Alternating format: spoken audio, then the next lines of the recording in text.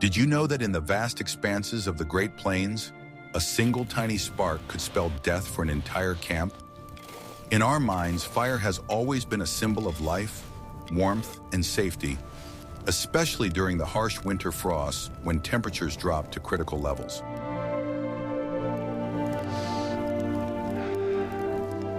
However, for the indigenous peoples of North America, at certain periods in history, fire became their worst enemy, feared more than the piercing wind.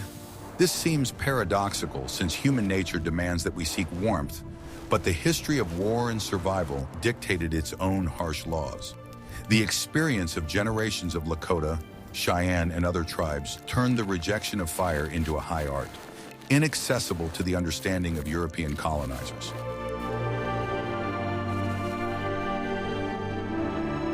They learned to blend in with the cold, use its properties, and turn the icy desert into their ally while their enemies huddled around the fire. Watch the video to the end, and you will learn how the Indians managed not to freeze to death without a single ember and what trick allowed them to remain invisible even to the most experienced trackers. What if I told you that your salvation could become your downfall in a single second? The Great Plains are a unique landscape where the horizon stretches into infinity and the slightest change in the landscape is visible from a great distance.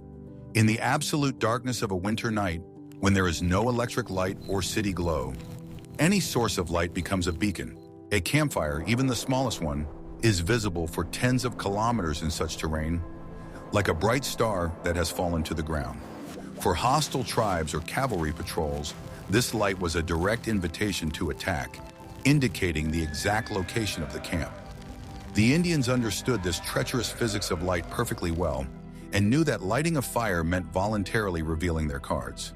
The safety of the community was always placed above individual comfort, so the ban on lighting fires in dangerous areas was strictly observed. Warriors on guard duty or on military campaigns trained themselves for years to do without an external source of heat. They knew that darkness was not an enemy, but a reliable shelter that concealed the size of the detachment and its intentions. Eyes accustomed to absolute darkness began to distinguish silhouettes and movements much better than the eyes of a person sitting by a fire. Those in the light were blind to what was happening in the darkness, and this gave those in the shadows a huge tactical advantage. The psychology of warfare on the plains was based on surprise and secrecy, and the absence of fires was part of this grand strategy. A camp plunged into darkness and silence became virtually invisible to enemy scouts, who could pass just a couple of kilometers away and notice nothing. This required iron discipline from every member of the group, because the temptation to warm up was incredibly strong. History knows many examples when breaking this rule led to tragic consequences and the complete destruction of detachments. The experience was passed down from generation to generation, becoming ingrained in the consciousness as an immutable law of survival in the steppe. In addition, the fire created specific shadows that could reveal the movement of people inside the camp to an observer equipped with a telescope. Moving shadows against the background of snow or light-colored tents created a dynamic picture that was easy to interpret. An experienced scout could determine from the nature of the shadows how many people were around the fire and what they were doing. Therefore, even in sheltered lowlands, people tried not to light fires if there was even the slightest risk of being observed. Camouflage with light, or rather the lack thereof, was the first and most important line of defense for any nomadic camp. It was a test of endurance. The winner was the one who could endure the cold longer in order to remain unnoticed. Europeans, accustomed to the comforts of bivouacs, often could not understand how the Indians could disappear into the night. To the soldiers of the armies pursuing the tribes, the empty and dark steppe seemed lifeless, although in reality it was full of people. There were, of course, methods of masking fire, such as the Dakota fire, where the fire was lit in a deep pit connected to the surface by a tunnel for draft. However, even this method gave off a glow into the sky when there was low cloud cover or fog, creating a diffuse light. On frosty nights, the air is especially clear, and any glow on the horizon was as plain as day. The risk was too great, and most often the choice was made in favor of complete darkness. Night on the plains without fire became a test of will, where every hour brought dawn and relative warmth closer. People learned to sleep lightly, listening to the sounds of the steppe, which were not drowned out by the crackling of burning logs. Silence and darkness sharpened all other senses, turning a person into the perfect instrument of observation. This state of heightened alertness was impossible to maintain while relaxing by a warm hearth. Thus, the rejection of fire was not just a necessary measure, but a conscious tactical move. It transformed the weakness of the human body in the face of cold into the strength of strategic invisibility. It was the price they paid for life, and every warrior knew that this price was fair. Darkness became a shield that could not be penetrated until you yourself decided to lower it. We would be very interested to hear your opinion on this matter. Could you spend several nights in the winter steppe without a fire, relying only on your endurance? Please share your thoughts in the comments and don't forget to subscribe to our channel. Are you ready to learn the truth about an invisible trace that cannot be erased or hidden? While the light of a fire could be hidden in a deep ravine or pit, the smell of smoke was much more difficult to conceal. In the clean, frosty air of the Great Plains, smells travel great distances and the wind becomes a traitor. Smoke from burning wood has a unique ability to permeate everything around it: clothing, hair, skin, and equipment. For an experienced tracker or warrior from a hostile tribe, the smell of smoke on the steppe was as clear a signal as a loud cry. The human sense of smell in the wild, unclouded by city scents, is much keener. Indians could smell a faint scent of burning from several kilometers away if the wind was blowing in their direction. This meant that a group that lit a fire, even for a short time, left a smelly trail behind them. This trail could linger in the air for a long time, especially in calm weather when the smoke crept low to the ground. In addition, the smell of smoke permeated the bison hides that were used for clothing and building shelters. If a scout whose clothes smelled of fire tried to sneak up on an enemy herd of horses or camp, he was quickly detected. Horses and dogs, which have an even keener sense of smell, would become agitated long before visual contact was made.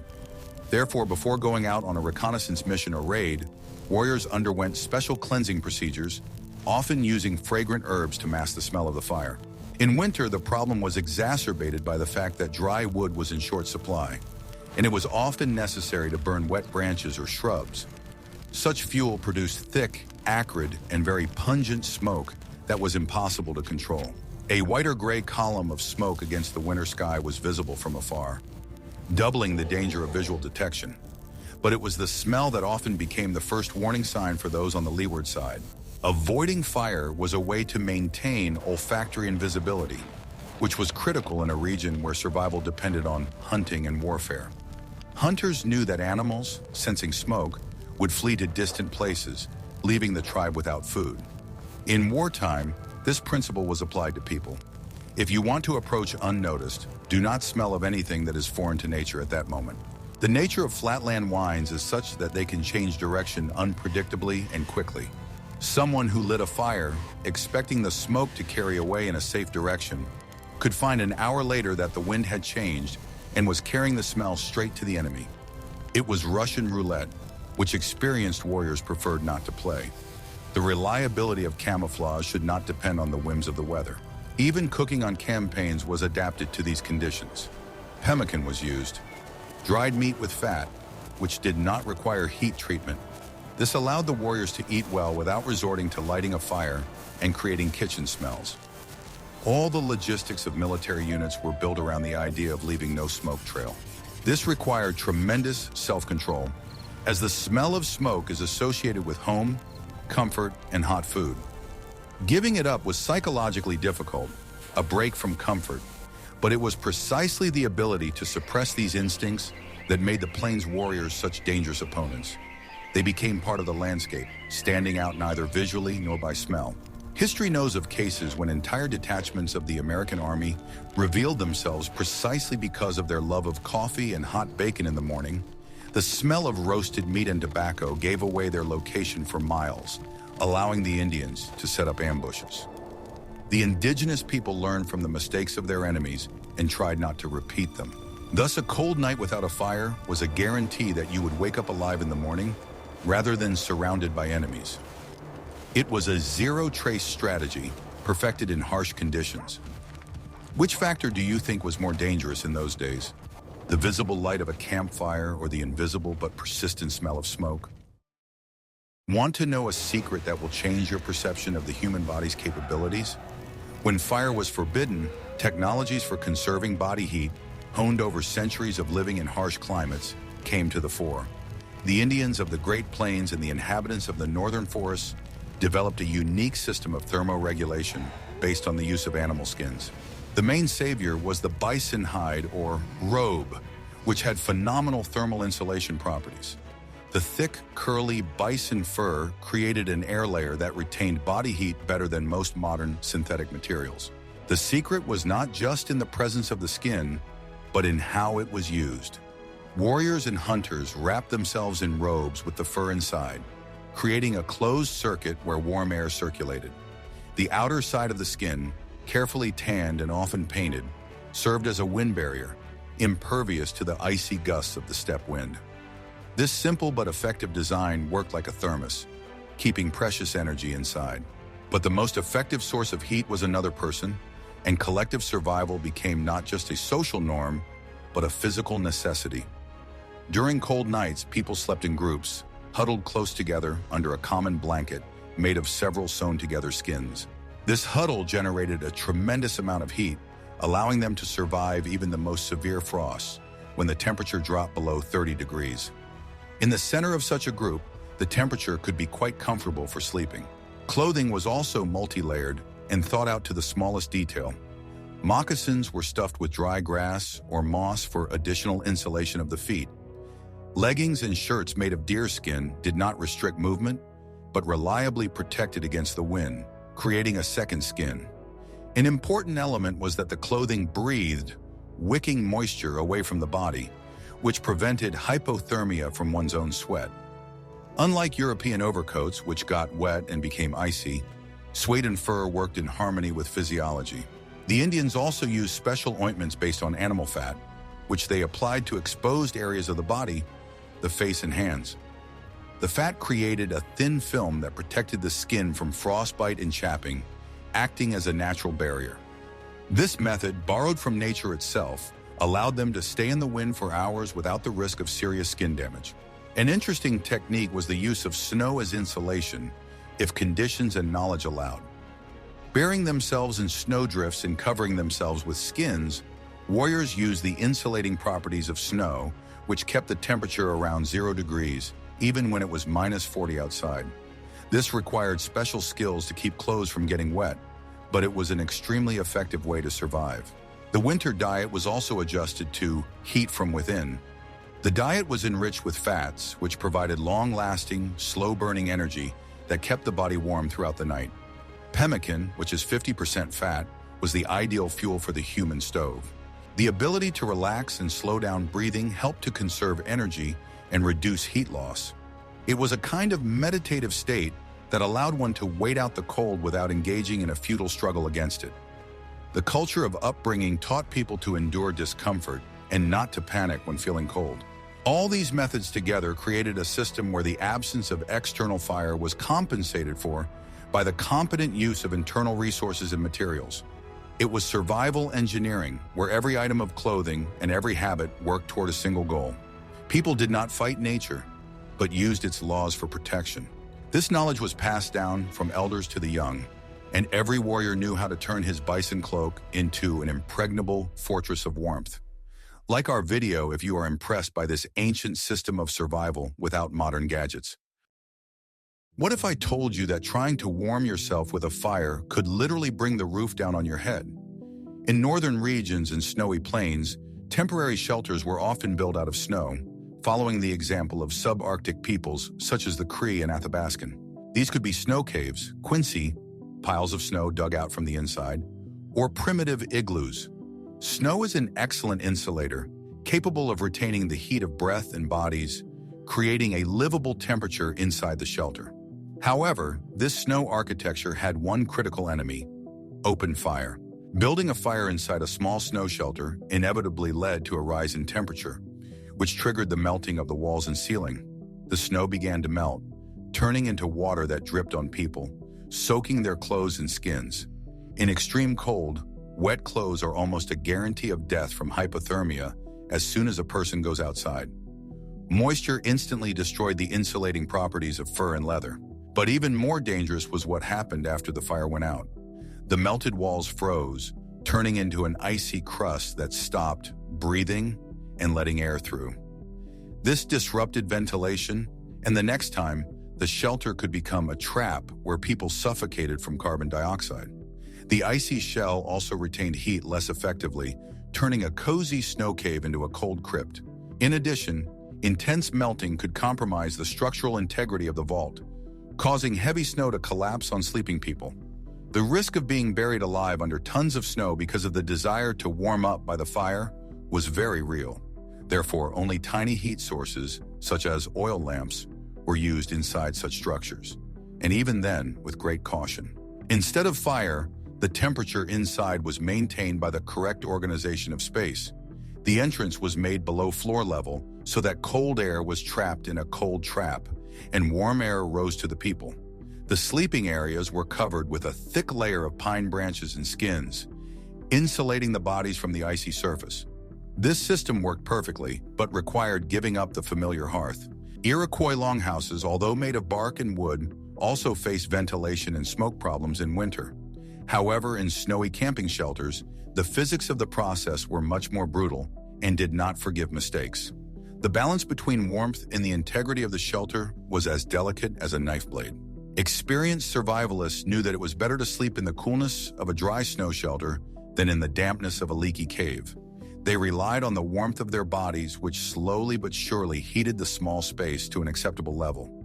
This required patience, but it guaranteed the safety of the structure and the dryness of the equipment. Thus, paradoxically, the absence of fire was the key to preserving heat in the long term. Fire destroyed the very structure designed to protect people from the elements. It was a lesson in physics learned through the trial and error of many generations. The Indians chose the stability and reliability of snow walls, sacrificing instant comfort for safety. This wisdom allowed them to survive in conditions that seemed impossible for Europeans, who were accustomed to stationary houses with fireplaces. What do you think is more difficult to endure psychologically, cold or constant dampness caused by melting snow? War on the endless Great Plains did not subside with the onset of harsh winter. It simply changed its usual form. At this time of year, the confrontation became more covert, quiet, and truly merciless for both sides. The complete rejection of the use of fire in combat campaigns was not just a necessary protective measure, but also a crucial element of offensive tactics. This strategy turned an ordinary warrior into a real night ghost, who was practically elusive to the enemy. Those who are completely independent of campfires gain absolute freedom of movement and a unique ability to deliver a crushing blow at the most unexpected moment. Warriors accustomed from childhood to the bitter cold and pitch darkness gained a tremendous psychological and physical advantage over any enemy who remained tied to sources of heat and light. Night raids and surprise attacks were often planned by experienced leaders during the harshest and most unpredictable weather. The calculation was simple and effective, as at such moments the enemy's vigilance was inevitably dulled by the natural human desire to keep warm. While the enemy's sentries tried to stay close to the fire, which also blinded them in the dark, the attackers crept silently out of the shadows. They remained completely invisible until the very last second, when it was too late to change anything. The complete absence of their own fires allowed the assault group to approach the enemy camp without revealing their presence by the smell of smoke or accidental reflections of flames on their weapons. The amazing ability to operate effectively in complete darkness required each man to develop different, more subtle senses. Keen hearing, sensitive touch, and incredible intuition bordering on foresight came to the fore.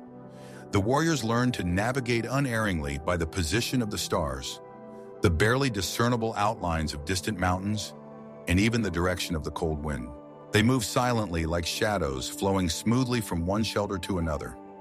This made them the true masters of the night, while their enemies became helpless hostages of their small, illuminated circles of safety. Beyond the light of the campfire, the enemy entered a territory of complete uncertainty and fear. The refusal to use fire also meant the automatic absence of heavy and unwieldy wagons with kitchen utensils and huge supplies of dry firewood. This circumstance made each group of warriors incredibly light, fast, and maneuverable on any terrain. Each participant in the expedition carried everything necessary exclusively on themselves or on their trusty warhorse. Thus, each person was a completely autonomous and self-sufficient combat unit, ready for battle at any moment.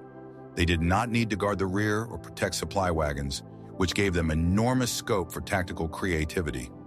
The entire detachment became a single organism, honed for rapid movement and sudden strikes. Ultimately, this unique tactic turned the harsh and icy winter from an enemy into the most loyal and reliable ally. The deadly cold, which often killed unprepared newcomers, became a protective cover for those who knew how to deal with it properly.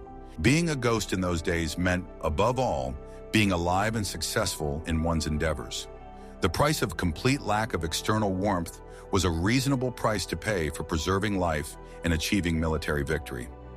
The Indians proved that man is capable not only of surviving, but also of dominating in the most extreme conditions, if he is willing to give up his usual comforts for the sake of his goal. The ability to sleep on frozen ground and eat dry food for weeks on end instilled in people an iron will and incredible discipline.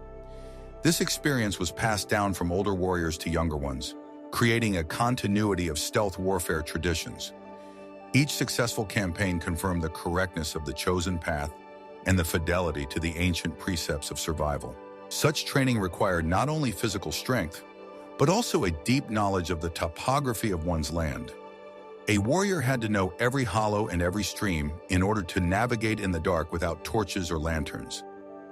Memory and attention to detail became the main navigational tools in the endless snowy desert. Often, even the shape of snowdrifts or the angle of frozen grass served as landmarks, indicating the prevailing wind direction. A mistake in navigation at night could lead to the loss of the unit, so the scouts had a tremendous responsibility. It was a war of intellect and senses, where the winner was the one who could see more in the pitch darkness. The discipline of the cold camp also meant absolute silence, as any sound carried over great distances in the frosty air. The soldiers communicated with each other using a system of gestures or barely noticeable signals that only members of their unit could understand. The horses were also trained to behave quietly, with the calmest and most enduring animals being selected for winter raids. The entire camp was transformed into a zone of complete silence, where only the howling of the wind and their own breathing could be heard. Such concentration on silence allowed them to instantly notice any foreign presence nearby. People lived in constant resonance with the world, picking up on the slightest changes in its rhythm. History has preserved many accounts of how Indian troops appeared out of nowhere in the most heavily guarded places. They passed through posts and patrols without leaving a single trace that could betray their movements. This art of stealth is still studied by experts as an example of the highest mastery of tactical camouflage. They did not use complex camouflage. Their main disguise was darkness itself and the ability not to disturb its tranquility with fire. For a warrior, light was synonymous with vulnerability, and shadow was a faithful friend and protector. This attitude towards their surroundings made them legendary ghosts of the prairies. How effective do you think a modern army would be if it had to completely abandon electricity and heat in a real war? Are we capable today of acting as quietly and inconspicuously, relying only on our senses and endurance? Perhaps these ancient techniques hold the key to true invulnerability, which we have lost in our pursuit of comfort. Write in the comments which aspect of the night ghost tactic impressed you the most, and we will continue to reveal the secrets of the ancient warriors. Are you ready for the shocking truth about resources? Even if the Indians wanted to build a fire, in the winter steppe it was often an impossible task due to the simple lack of fuel. The Great Plains are an ocean of grass where trees grow only in narrow strips along rivers and streams, and in winter everything is covered with a thick layer of snow. Finding dry deadwood or firewood under the snow was incredibly difficult, and cutting down living trees with stone or even iron axes was laborious and noisy. In blizzards or deep snow, the search for fuel turned into a dangerous expedition that took away precious strength and calories. Spending energy on finding firewood that would only provide short-term warmth was considered an irrational use of the body's resources. The energy balance of survival dictated a strict rule: preserve what you have and do not waste energy on dubious benefits. In addition, the available wood, willow or poplar growing near water, was often wet and frozen through. Attempting to light such material resulted in a large amount of smoke and minimal heat. Instead of a warming flame, people got acrid smoke that irritated their eyes and lungs and gave away their position. Bison dung, which served as excellent fuel in the summer, was hidden under snowdrifts in the winter and became wet and unusable. It was possible to stock up on fuel in advance for stationary winter camps, but not for mobile hunting or military units. They had to rely solely on what they could find here and now. Sometimes warriors carried small bundles of dry branches with them for emergencies, but this supply was untouchable and was used only for signaling or in critical situations. Using it for mundane heating was considered wasteful and a sign of weakness. A snowstorm could catch travelers in an open field where there was not a single bush for miles around. In such a situation, trying to find fuel would be suicidal. The only way out was to burrow into the snow and wait, relying on the warmth of their robes. The shortage of fuel also taught thrift and respect for fire. When it was lit in safe places, every splinter was used with maximum efficiency. Fire was a luxury, a gift, not an everyday occurrence. Thus, the very nature of the plains limited the use of fire in winter. It was an environment hostile to people without supplies, and only those who knew how to do without external sources of energy survived. The lack of firewood made it impossible to maintain large fires capable of heating a group. The most that could be hoped for was a tiny fire for boiling water, which was extinguished immediately after use. How much do you think geography and the availability of resources shape the culture and habits of a people? If we move from the endless Great Plains to the northeast, to the powerful peoples of the Iroquois Confederacy, we see a completely different reason for the limited use of fire. The Iroquois lived in so-called longhouses, which were huge and complex structures made of tree bark. Several related families could live under the same roof of such a building, and the total number of inhabitants sometimes reached 100. In such a dense and enclosed space, competent fire management became a matter not only of comfortable warmth, but also of physical survival in conditions of high density. One person's mistake in handling the hearth could endanger the lives of dozens of women, children, and the elderly. Along the entire central passage of the longhouse was a long row of hearths, each of which usually served two families living opposite each other. However, in winter, these hearths were heated extremely moderately and carefully, never turning into roaring fires. The main reason for such thriftiness lay in the peculiarities of the primitive ventilation of the time. The designs of the Iroquois longhouses completely lacked chimneys in our modern understanding of the word. The smoke had to escape through special openings in the roof, which in winter had to be partially covered with bark or skins to preserve precious heat. A fire that was too strong and bright would immediately fill the entire room with thick smoke, making the air inside practically unbreathable. The constant presence of acrid smoke in a closed space caused serious eye diseases and chronic lung diseases. Many elderly Indians suffered from these ailments throughout their lives, which was the price they paid for winter comfort. That is why the art of maintaining a so-called quiet fire was highly valued among the Iroquois. Such a fire produced a lot of hot coals, but at the same time produced almost no open flames or excess smoke. In addition, the very presence of a large number of people in the confined space of the house created its own unique microclimate. The warmth of the bodies of dozens of permanent residents, as well as the heated wooden bunks and massive walls, created a special atmosphere. The walls were further insulated with heavy animal skins, which acted as a reliable insulator, preventing energy from escaping. As a result, the temperature inside the longhouse always remained significantly higher than on the frosty street outside. The longhouse functioned as one giant accumulator of biological heat stored by all its inhabitants. Strict and very clear social discipline regulated all issues related to who had the right to add wood to the fire and when. This process was never chaotic or random. Respected elders always kept a close eye on the order around the hearths. The matriarchs of the clans played a key role in this process, controlling all common resources and being responsible for fire safety in the home.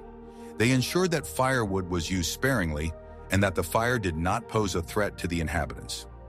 Women in these tribes wielded enormous power and authority, especially in matters of housekeeping and preserving the hearth. Thus, even with a solid roof over their heads, the Iroquois consciously limited their use of open fire.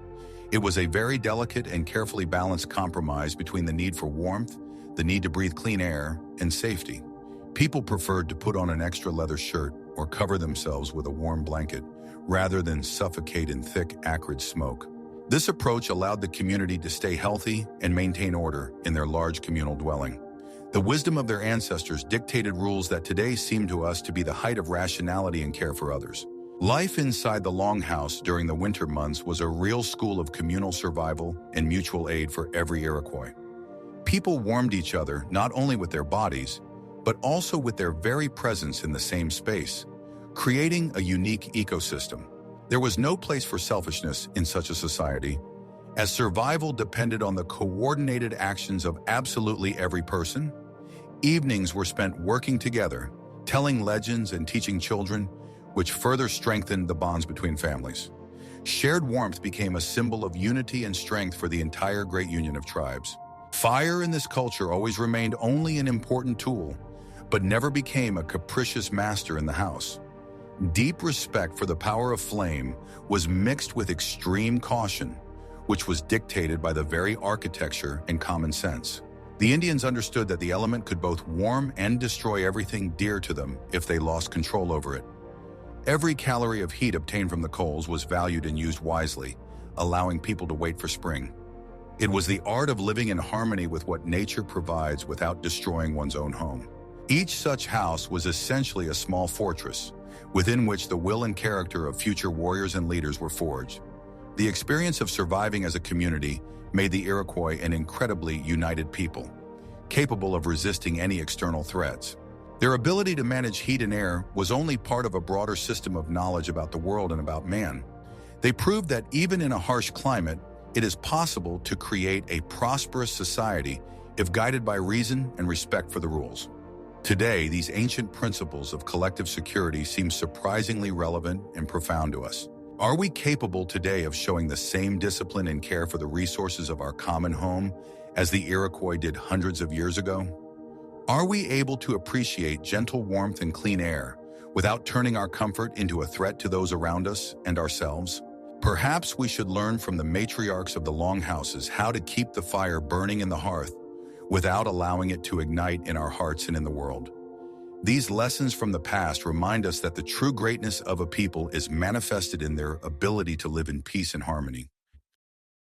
Physical adaptation to the cold was not an innate gift, but the result of a harsh upbringing. From early childhood, boys of the Great Plains tribes were accustomed to low temperatures. Morning baths in the icy river were a mandatory ritual, even for small children. This was not cruelty for cruelty's sake. It was a necessary preparation for a life of hardship. The body, when regularly exposed to cold, adjusts its thermoregulation. The layer of brown fat, which effectively generates heat, increases and the vascular response changes.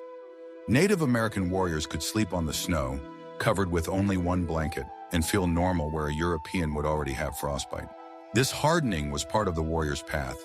The ability to endure pain and discomfort without complaint was considered the highest virtue. Sitting by the fire and shivering was the lot of the weak, old, or sick. A real man had to show indifference to the vagaries of the weather. In some rituals, such as vision quests, young men would go to secluded places for several days without food, water, or fire, wearing minimal clothing. Surviving in such conditions was a test of maturity and spiritual strength. It proved that the spirit is stronger than matter. Such training gave them self-confidence. A warrior knew that his body would not let him down at a critical moment. He did not depend on external conditions. He carried his strength within himself. This made Indian armies incredibly resistant to weather factors. European observers often described with amazement how Indians walked in moccasins and light leggings through deep snow without showing signs of hypothermia. What seemed like a miracle was the result of years of training. Psychological attitude played a huge role. Cold was perceived not as an enemy, but as a state of the world in which one must live. Accepting the cold, rather than fighting it, reduced stress on the body. The hardening system was integrated into everyday life and games. Children ran barefoot in the snow, competing in endurance. This is how a generation was formed for whom frost was a familiar environment. These physiological changes were reinforced by proper nutrition and activity. Constant movement while hunting or playing got the blood flowing and prevented freezing. Thus, the absence of fire was not a tragedy, but the norm for a hardened organism. Man became an autonomous source of heat, able to survive where others perished. Although open fires were often avoided, Native Americans knew clever ways to use their energy indirectly. One such method was the use of heated stones. The stones were heated in a fire somewhere safe or in advance, and then carried to a shelter, wrapped in skins or placed in special pits.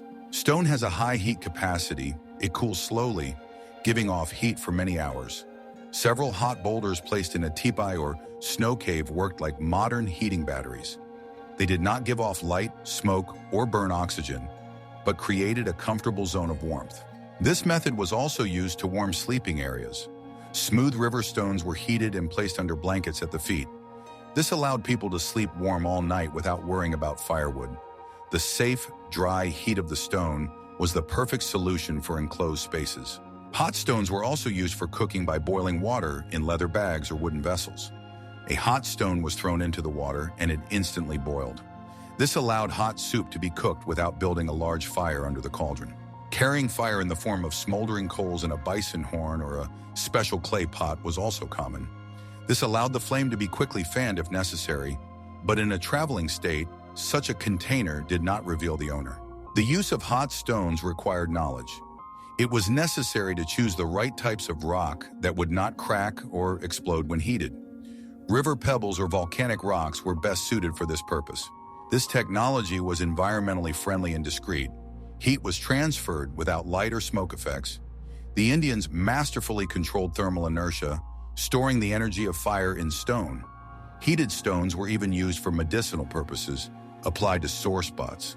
Heat therapy was an important part of medicine.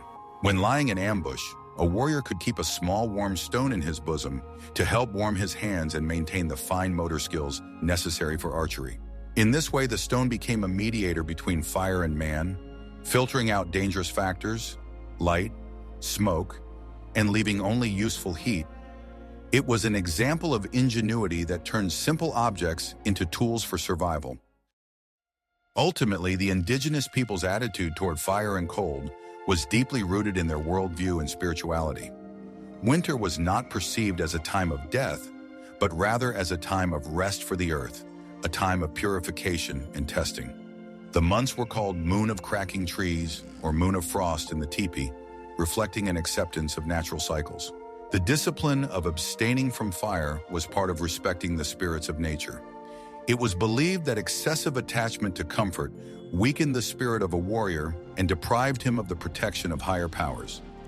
Asceticism was a form of prayer and a way of accumulating personal strength.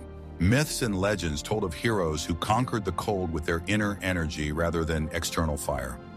These stories inspired young people to emulate their ancestors and endure hardship with fortitude. The culture encouraged stoicism. The silence of a winter night without the crackling of a fire was perceived as a sacred time when one could hear the voice of the universe. Darkness was not a frightening void, but a space filled with spirits and signs. The Indians lived in harmony with this space, rather than trying to separate themselves from it with a wall of light. Winter rituals were often performed in dim light, which enhanced the mystical experience. The absence of bright light helped people focus on their inner world, on visions and dreams. The social cohesion necessary for survival without fire, sleeping together, mutual assistance, strengthened the bonds within the tribe. People felt physically dependent on each other, which made the community monolithic. The ability to wait and endure, developed during long winter nights, was transferred to other areas of life: hunting, war, diplomacy. Native Americans knew how to wait for their moment, just as they waited for dawn in the cold steppe. This philosophy of survival was a holistic system where physical skills were intertwined with spiritual values.